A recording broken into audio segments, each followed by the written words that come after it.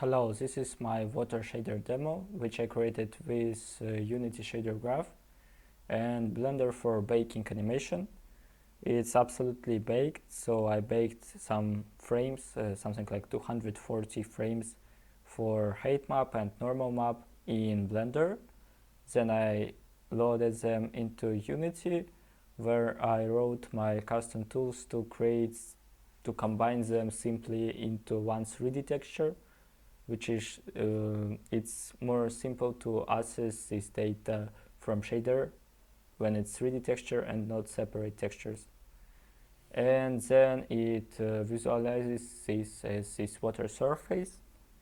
I can create a detailed tutorial if you're interested, so just say if you are interested. I will create a new video where I will be explaining how to do step by step all of these things. I haven't used any third-party assets. I haven't used anything special. It's just everything is made by myself.